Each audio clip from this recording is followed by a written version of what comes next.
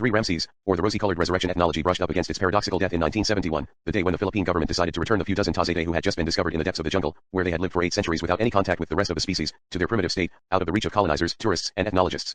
This at the suggestion of the anthropologists themselves, who were seeing the indigenous people disintegrate immediately upon contact, like mummies in the open air. In order for ethnology to live, its object must die. By dying, the object takes its revenge for being discovered and with its death defies the science that wants to grasp it. Doesn't all science lie on this paradoxical slope to which it is doomed by the evanescence of its object in its very apprehension, and by the pitiless reversal that the dead object exerts on it? Like Orpheus, it always turns around too soon, and, like Eurydice, its object falls back into Hades.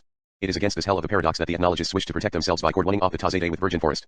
No one can touch them anymore, as in a mine the vein is closed down. Science loses precious capital there, but the object will be safe, lost to science, but intact in its virginity. It is not a question of sacrifice. Science never sacrifices itself, it is always murderous, but of the simulated sacrifice of its object in order to save its reality principle. The Tazete, frozen in their natural element, will provide a perfect alibi, an eternal guarantee. Here begins an anti-ethnology that will never end and to which Jolin, Castaneda, Clas Trace are various witnesses. In any case, the logical evolution of a science is to distance itself increasingly from its object, until it dispenses with it entirely, its autonomy is only rendered even more fantastic, it attains its pure form.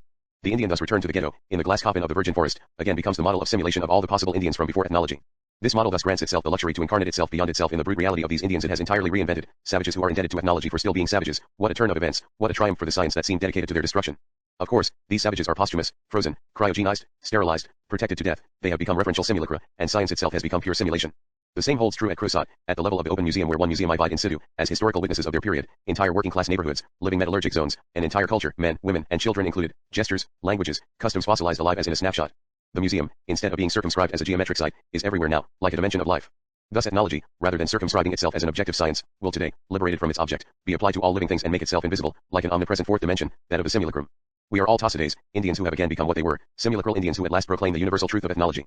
We have all become living specimens in the spectral light of ethnology, or of anti-ethnology, which is nothing but the pure form of triumphal ethnology, under the sign of dead differences, and of the resurrection of differences.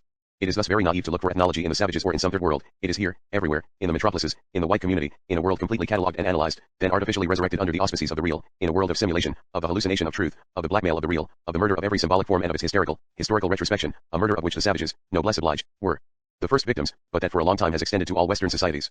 But in the same breath ethnology grants us its only and final lesson, the secret that kills it, and which the savages knew better than it did the vengeance of the dead. The confinement of the scientific object is equal to the confinement of the mad and the dead. And just as all of society is irremediably contaminated by this mirror of madness that it has held up to itself, science can't help but die contaminated by the death of this object that is its inverse mirror. It is science that masters the objects, but it is the objects that invested with depth, according to an unconscious reversion, which only gives a dead and circular response to a dead and circular interrogation. Nothing changes when society breaks the mirror of madness, abolishes the asylums, gives speech back to the insane, etc., nor when science seems to break the mirror of its objectivity, effacing itself before its object, as in Castaneda, etc., and to bend down before the differences. The form produced by confinement is followed by an innumerable, diffracted, slowed-down mechanism. As ethnology collapses in its classical institution, it survives in an anti-ethnology whose task it is to re-inject the difference fiction, the savage fiction everywhere, to conceal that it is this world, ours, which has again become savage in its way, that is to say, which is devastated by difference and by death. In the same way, with the pretext of saving the original, one forbade visitors to enter the Lascaux caves, but an exact replica was constructed 500 meters from it, so that everyone could see them. One glances through a peephole at the authentic cave, and then one visits the reconstituted whole.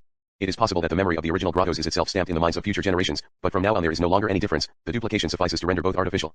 In the same way science and technology were recently mobilized to save the mummy of Ramses II, after it was left to rot for several dozen years in the depths of a museum. The West is seized with panic at the thought of not being able to save what the symbolic order had been able to conserve for 40 centuries, but out of sight and far from the light of day.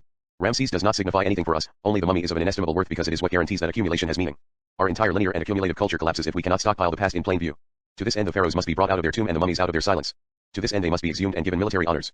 They are prey to both science and worms. Only absolute secrecy assured them this millennial power, the mastery over putrefaction that signified the mastery of the complete cycle of exchanges with death. We only know how to place our science in service of repairing the mummy, that is to say restoring a visible order, whereas embalming was a mythical effort that strove to immortalize a hidden dimension.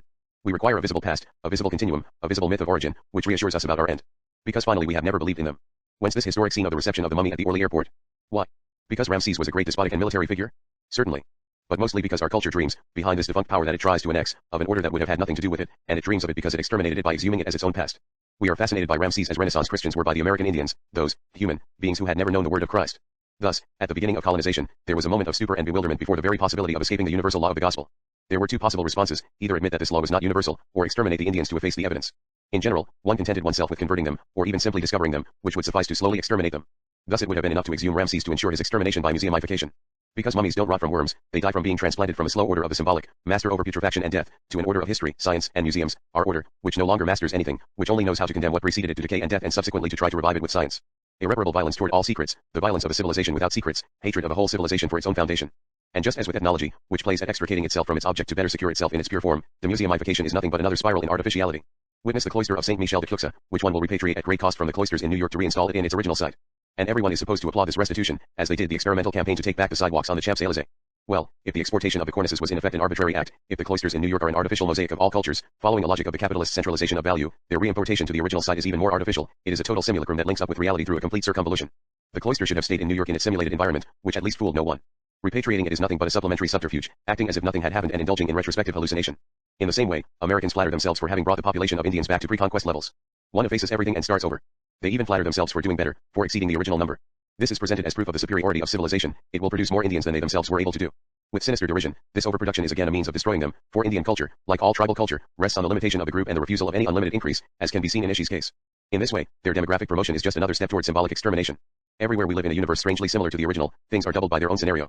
But this doubling does not signify, as it did traditionally, the imminence of their death. They are already purged of their death, and better than when they were alive, more cheerful, more authentic, in the light of their model, like the faces in funeral homes.